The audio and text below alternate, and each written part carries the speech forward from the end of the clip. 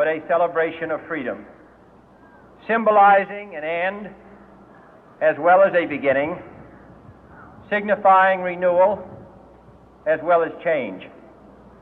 For I have sworn before you and Almighty God the same solemn oath our forebears prescribed nearly a century and 3/4 ago. The world is very different now, for man holds in his mortal hands the power to abolish all forms of human poverty and all forms of human life.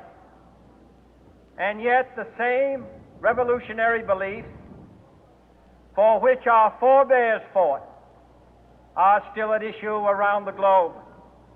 The belief that the rights of man come not from the generosity of the state, but from the hand of God. We dare not forget today that we are the heirs of that first revolution. Let the word go forth from this time and place to friend and foe alike that the torch has been passed to a new generation of Americans born in this century, tempered by war, disciplined by a hard and bitter peace, proud of our ancient heritage, and unwilling to witness or permit the slow undoing of those human rights to which this nation has always been committed and to which we are committed today at home and around the world.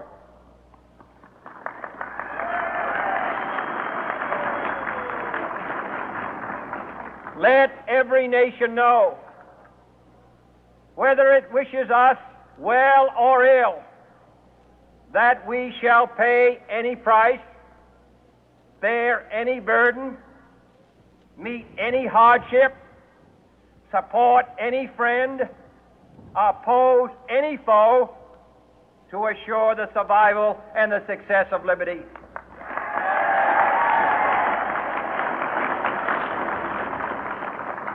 This much we pledge and more. To those old allies whose cultural and spiritual origins we share, we pledge the loyalty of faithful friends. United, there is little we cannot do in a host of cooperative ventures. Divided, there is little we can do, for we dare not meet a powerful challenge at odds and split asunder. To those new states whom we welcome to the ranks of the free, we pledge our word that one form of colonial control shall not have passed away merely to be replaced by a far more iron tyranny. We shall not always expect to find them supporting our view, but we shall always hope to find them strongly supporting their own freedom, and to remember that in the past, those who foolishly sought power by riding the back of the tiger ended up inside.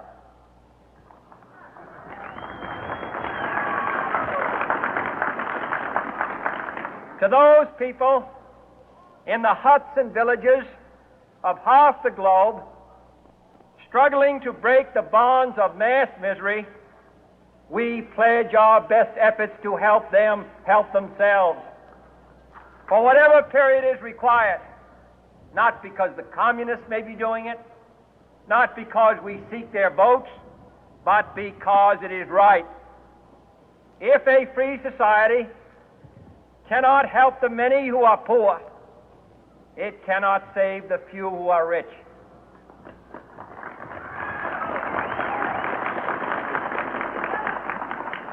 To our sister republics south of our border, we offer a special pledge to convert our good words into good deeds, in a new alliance for progress, to assist free men and free governments in casting off the chains of poverty. But this peaceful revolution of hope cannot become the prey of hostile powers. Let all our neighbors know that we shall join with them to oppose aggression or subversion anywhere in the Americas. And let every other power know that this hemisphere intends to remain the master of its own house.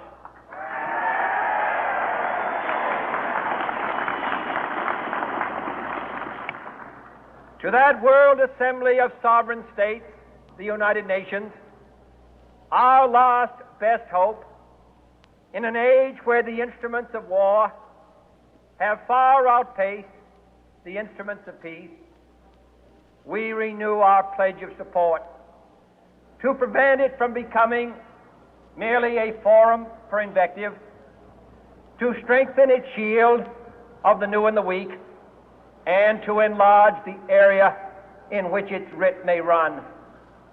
Finally, to those nations who would make themselves our adversary, we offer not a pledge, but a request that both sides begin anew the quest for peace. Before the dark powers of destruction, unleashed by science, engulf all humanity in planned or accidental self-destruction, we dare not tempt them with weakness, for only when our arms are sufficient beyond doubt can we be certain beyond doubt that they will never be employed. But neither can two great and powerful groups of nations take comfort from our present course, both sides overburdened by the cost of modern weapons, both rightly alarmed by the steady spread of the deadly atom, yet both racing to alter that uncertain balance of terror that stays the hand of mankind's final war. So let us begin anew, remembering on both sides that civility is not a sign of weakness, and sincerity is always subject to proof. Let us never negotiate out of fear, but let us never fear to negotiate.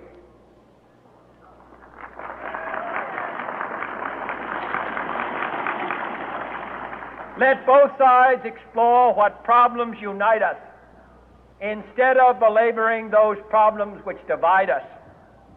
Let both sides, for the first time, formulate serious and precise proposals for the inspection and control of arms, and bring the absolute power to destroy other nations under the absolute control of all nations.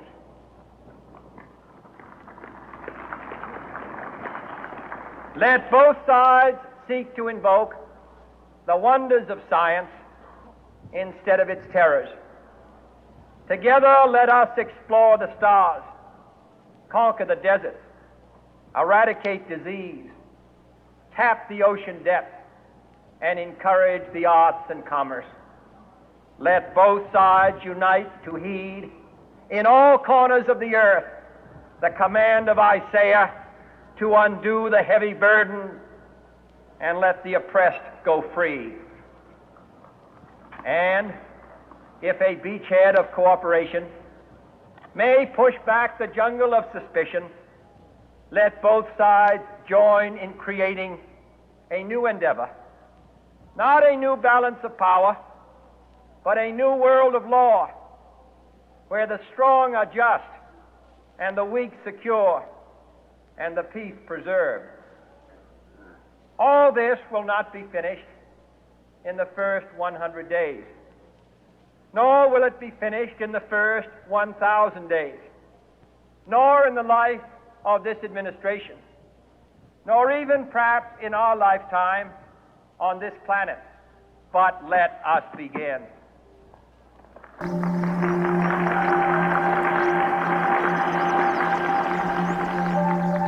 In your hands, my fellow citizens, more than mine, will rest the final success or failure of our course.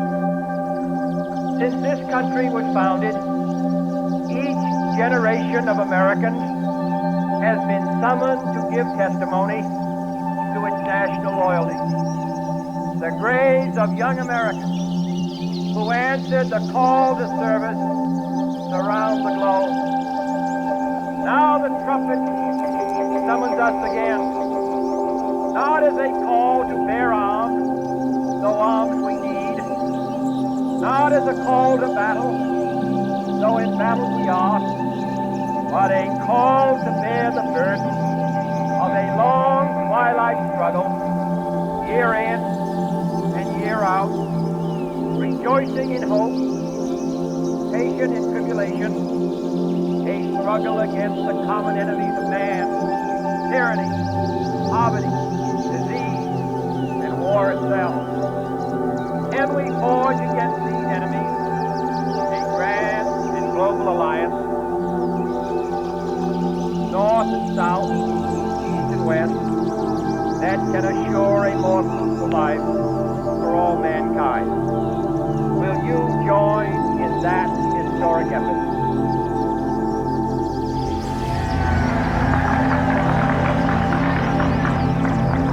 In the long history of the world, only a few generations have been granted the role of defending freedom in its hour of maximum danger. I do not shrink from this responsibility. I welcome it.